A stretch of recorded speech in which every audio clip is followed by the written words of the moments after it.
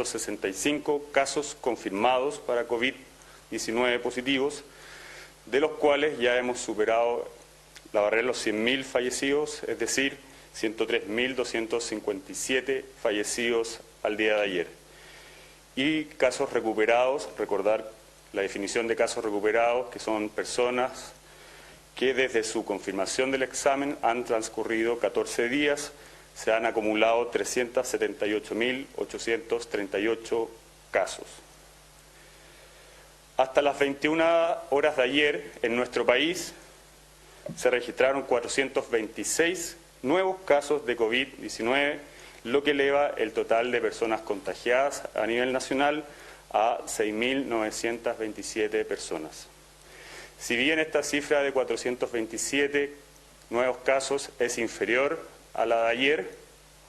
hago un llamado a mantener el irrestricto apego a las directrices que ha emanado la autoridad sanitaria en cuanto al aislamiento social. Del total de casos hay 383 personas que se encuentran hospitalizadas en unidades intensivas, de las cuales 322 personas se encuentran en ventilación mecánica y 83 pacientes presentan una condición de estado crítico. Quiero destacar que seguimos aumentando nuestra capacidad de ventilación mecánica. Al día de hoy contamos con 555 ventiladores disponibles desde Arica a Magallanes para atender a cualquier ciudadano que hoy lo requiera. En el caso en particular de la región de Magallanes, al día de hoy, a las 9 de la mañana, contamos con 8 ventiladores disponibles en caso de seguir aumentando la cantidad de pacientes que requieren cuidados intensivos. Hasta la fecha, 1.909 personas se han recuperado, es decir, reitero, han transcurrido 14 días desde la confirmación diagnóstica por COVID-19. Tenemos que lamentar el fallecimiento de 8 nuevos ciudadanos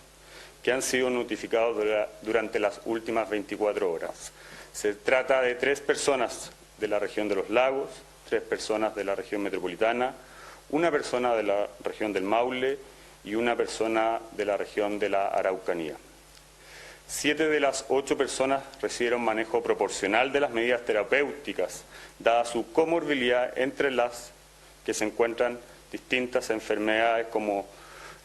pulmonar obstructiva, enfermedad renal, enfermedades cardíacas, además de encontrarse con grado de postración severa para realizar sus actividades de la vida diaria. Respecto a la persona joven, en la cual la infección por COVID se desarrolló en el contexto de una leucemia. El total de fallecidos por esta pandemia en nuestro país asciende a 73 personas. En cuanto a la cantidad de exámenes reportados el día de ayer, tenemos 3.577 exámenes en las últimas 24 horas, acumulando 76.374 desde el comienzo de los testeos. Esto quiere decir que acumulamos una tasa de positividad de un 9%. Quiero terminar este reporte dando espacio también para las preguntas, pero recalcando el llamado a la ciudadanía que cumpla las medidas de la autoridad sanitaria para cuidarse. Hay que pensar en nuestros padres, tenemos que pensar en nuestros abuelos. Y un especial agradecimiento a todos los trabajadores de salud que en estos momentos están en los consultorios, que están en los hospitales, en los servicios de urgencia, en las unidades de cuidado intensivo. Tenemos que pensar en ellos que están arriesgando sus vidas para atendernos.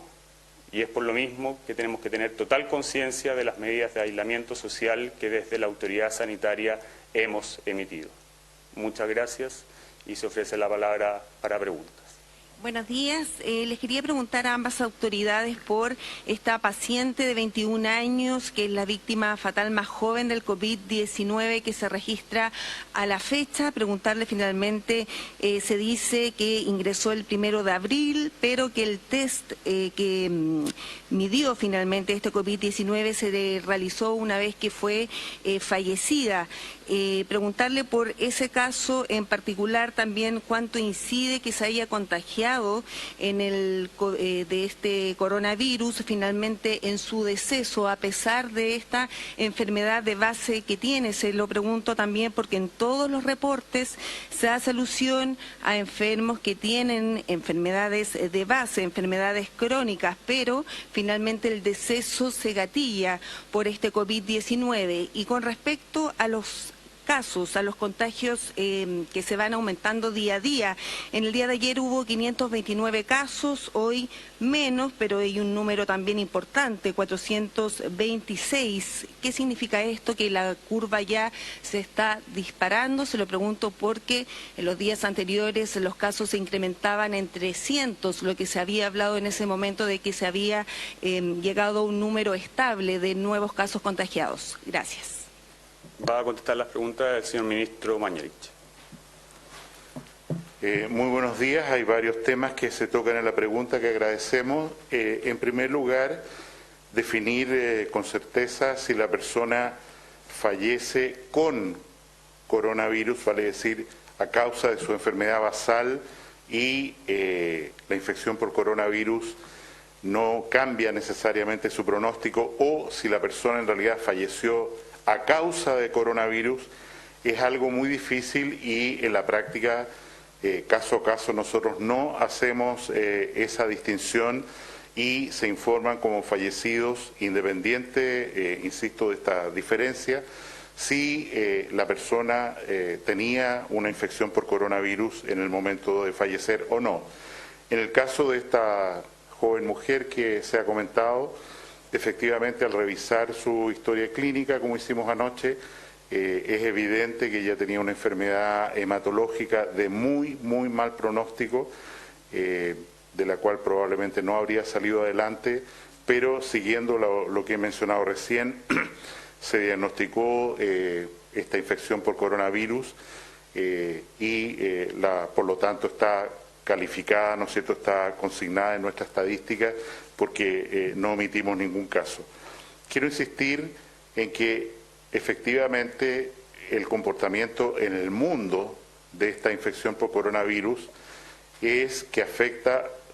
hasta la muerte a personas fundamentalmente de edad avanzada con comorbilidad, con enfermedades graves de base, al punto que la mayoría de los fallecidos en Chile en realidad no han recibido un tratamiento extraordinario de traslado a una unidad de tratamiento y uso de ventiladores mecánicos, precisamente porque sus equipos tratantes, en conjunto con sus familias o cuidadores, han estimado que era una medida imprudente que simplemente iba a prolongar una agonía, y por eso muchos de los casos son cánceres avanzados, insuficiencia renal crónica en diálisis, en fin, una serie de comorbilidades.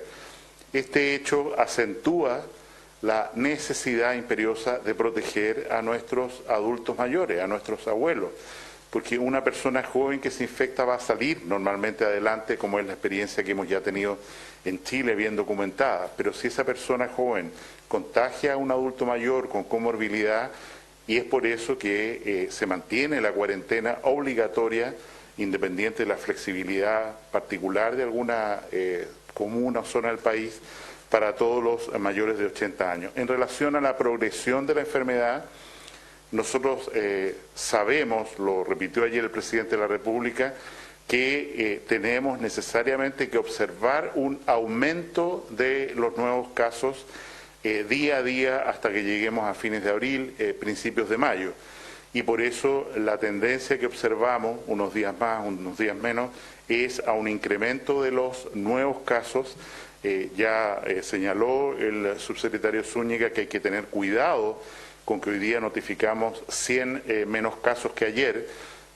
porque podría ocurrir mañana un cambio en esa tendencia. No podemos establecer más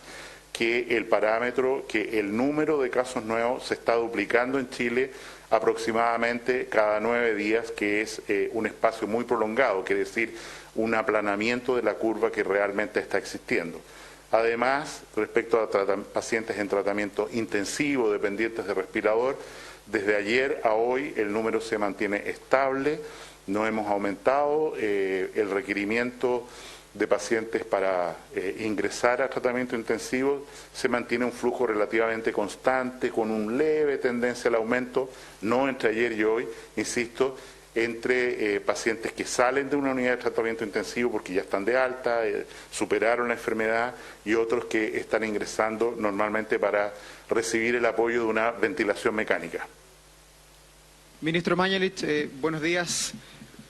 Quería ver cómo toma el gobierno las alertas que han surgido en los últimos días, tanto en Chile como en países como Corea del Sur y también en otros lugares del mundo, donde hay personas que han estado confinadas más de 14 días, más de 21, acercándose ya a los 30 y nuevamente vuelven a dar positivo con el coronavirus. ¿Se va a tomar alguna decisión de parte del gobierno para dar o no dar este carnet sanitario de alta que ha anunciado el gobierno? Y lo otro, ¿cuál va a ser el examen para obtener esa alta? Y además, ministro, lo último,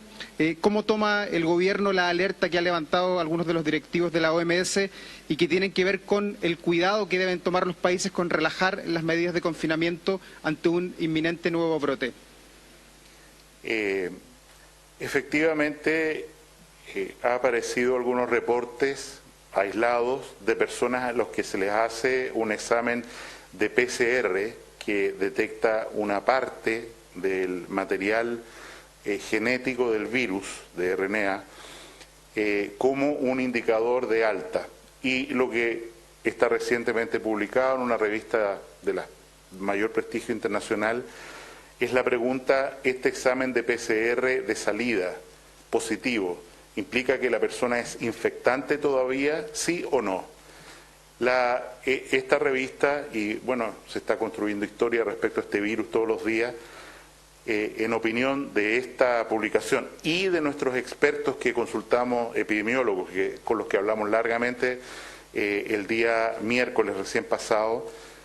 un examen de PCR de salida positivo no debe considerarse como que la persona es infectante todavía, porque lo que pesquisa ese examen de PCR son restos del virus. Cuando esas mismas muestras se cultivan, normalmente en huevos, para ver si se reproduce el virus, se ve que no ocurre y por lo tanto el virus no es infectante. Y es por eso que a la pregunta de cómo vamos a certificar que una persona ya está inmune a la enfermedad y por lo tanto puede defenderse del virus, no se puede infectar de nuevo y, lo que es más importante, no es capaz de infectar a otros, nuestros expertos han sugerido que el examen ideal de salida sea la de determinación de anticuerpos, IgG, IgM, dos tipos de anticuerpos, al día 14, sobre todo para los trabajadores de salud, antes de permitirles regresar a sus labores, y en muestras al azar de la población general. Quiero decir, en Chillán estuvimos ayer con el presidente de la República, es evidente que el número de casos nuevos en una ciudad que fue muy golpeada por coronavirus está disminuyendo dramáticamente. Podemos levantar progresivamente la cuarentena de Chillán. Hay muchas personas que ya han cumplido 14 días, pero la propuesta, y es lo que estamos diseñando, es que se haga un muestreo al azar en la población de Chillán para ver qué proporción de personas tiene anticuerpos, o sea, tuvo contacto con el virus incluso sin presentar síntomas. Es ese mecanismo el que fundamentalmente vamos a usar para este carnet de alta. Esperamos el día lunes un pronunciamiento formal de nuestro comité de expertos, pero ustedes tienen que entender que certificar que una persona tuvo infección y tiene defensas, porque hoy día todavía no hay vacuna, tiene defensas contra este virus muy potentes, defensas que funcionan, representa primero que esa persona se transforma en una tremenda ayuda para toda la comunidad, porque un trabajador de la salud puede volver sin riesgo de contagiar a otro, una cuarentena familiar puede reducirse, personas pueden volver a su trabajo y en ese sentido, a partir de ahora, como ya lo hizo el subsecretario Zúñiga, nosotros estamos reportando los casos que ya están recuperados, así como los casos que están activos, o sea, en un pueblo, en una ciudad determinada, cuántos casos totales hay que son la fuente del contagio. Quiero recalcar que ayer en la noche, en la página web del Ministerio de Salud, se publicó el 6º informe de epidemiología de COVID, está disponible para todos los que lo quieran consultar, y a partir del informe el día lunes vamos a reportar el número de pacientes, la tasa de pacientes recuperados también por comuna y por región, para ilustrar mejor, como ya se explayó ayer muy bien la subsecretaria Daza, cuáles son los criterios que se están usando para cerrar o abrir o aligerar cuarentena. La recomendación o la alerta que levantan distintas autoridades mundiales, incluso la OMS, es muy relevante porque hay países, la primera economía del mundo, por ejemplo, ha señalado que va a relajar todas las medidas de cuarentena con el fin de recuperar la economía tan pronto como mayo. Y en ese sentido esto ha producido una alerta mundial de cuidado con no superficializar estas medidas. Creo que en nuestro país no tenemos ese riesgo, las decisiones son muy duras, evidentemente tienen repercusiones gigantescas, se están tomando cada día en la mañana, y lo que vamos a observar necesariamente es que las localidades en cuarentena van a aumentar en las próximas semanas, en el próximo mes y medio, al contrario de disminuir, y asimismo las medidas de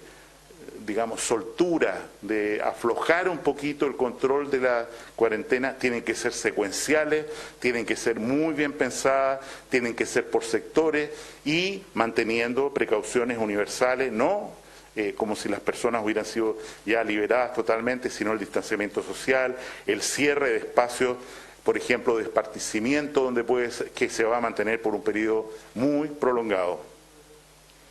Ministro, buenos días. Preguntarle por lo que pasa hoy día con los hogares de adulto mayor. Seguimos viendo nuevos casos de hogares donde salen en brotes. Hoy día hay un caso en Ñuñoa que preocupa con 18 casos positivos. ¿Cómo podemos ya entrar quizás a una medida más de control de lo que pasa al interior de esos hogares para evitar que se sigan produciendo estos contagios que en el caso de los adultos mayores sabemos son muy peligrosos? Hasta el momento nosotros hemos tenido de los mucho más de 1000 recintos de adultos mayores que hay en Chile, 2 brotes, uno que conocemos ya, ¿no es cierto?, que se ha manejado satisfactoriamente en Puente Alto, y este segundo en el hogar italiano de Ñuñoa, donde hay un total de 18 personas, adultos mayores, certificadas como COVID positivo desde hace 5 días, se han ido sumando, y 7 funcionarios. De estas 25 personas hay 7 pacientes hospitalizados, ninguno de ellos en estado de gravedad extrema, y un funcionario hospitalizado. Sabemos positivamente que los recintos de adulto mayor, y así lo ha estado trabajando muy intensamente don Sebastián Sichel, ministro de Desarrollo Social, son lugares de enorme riesgo, igual que los recintos penitenciarios donde el Ministerio de Justicia y Derechos Humanos ha hecho un trabajo intenso y formidable, no obstante lo cual, como se sabe, tenemos un brote significativo en el penal de Puente Alto. Aquí insistir en que los hogares, las visitas a los hogares de adultos mayores están prohibidas, están en cuarentena, y que las barreras para las personas que deben entrar y salir por razones de trabajo tienen que ser muy estrictas, tiene que haber una aduana sanitaria. No obstante eso, como he dicho, el total de recintos de esta naturaleza en el país, tenemos 2 brotes que ha significado en los 2 casos sacar a personas, llevarlos a otros lugares, garantizar separación social. En el caso de Puente Alto las cosas se ven bien controladas y es posible que podamos volver a utilizar a plena capacidad ese recinto, y en el caso de este recinto de Ñuñoa estamos recién comenzando. Buenos días, ministro. Preguntarle respecto al tema de las cárceles en Puente Alto específicamente, que el alcalde Germán Codina dice que se deben extremar las medidas y que de hecho dice que la cárcel no es un basurero humano. Preguntarle respecto a esta situación en las cárceles. Efectivamente, las precauciones en las cárceles son muy intensas. Es evidente que ningún recinto penitenciario es un basurero humano. Lamento enormemente esa acepción que es contraria a los derechos de las personas allí retenidas, y es por eso que hemos tenido una conversación muy fluida con el presidente del Instituto Nacional de Derechos Humanos, don Sergio Mico, y le pedimos que fuera a la cárcel de Puente Alto y a otros recintos penitenciarios, precisamente para vigilar que los derechos, la vulnerabilidad de estas personas privadas de libertad se respete al máximo. En el caso de este recinto penitenciario se han tomado las medidas que corresponde, el número de personas afectadas ha tendido a estabilizarse, se ha firmado una orden ejecutiva de parte del Ministerio de Salud que permite liberar personas privadas de libertad sujetos a ciertas condiciones sanitarias y de riesgo, particularmente para el recinto de Puente Alto. Nada obsta que medidas de ese mismo tenor, a la espera de la Ley General de Indulto, que ojalá se promulgue lo antes posible porque tiene un impacto tremendo como beneficio potencial en el actual brote de coronavirus. Ojalá, insisto, que esa ley se promulgue lo antes posible, pero en el entretanto el Ministerio de Salud, de acuerdo a los decretos de alerta sanitaria, puede hacer resoluciones que permitan que la población carcelaria, donde hay un brote, y tenemos la estadística de todo Chile, o donde hay un riesgo mayor, efectivamente se produzca liberación o cambios de presidio en un recinto penitenciario por vigilancias en hostales sanitarios, también bajo el cuidado de Gendarmería e incluso en el domicilio si las condiciones de Gendarmería así lo indican. Muchísimas gracias por estas preguntas y estos comentarios, y con eso terminamos el informe de hoy junto al subsecretario señor Arturo Zúñiga respecto a los avances de esta epidemia que afecta a todo el planeta. Muy buenos días. Transmitió el Gobierno de Chile. Agradecemos a los canales de televisión y radioemisoras que integraron esta red voluntaria.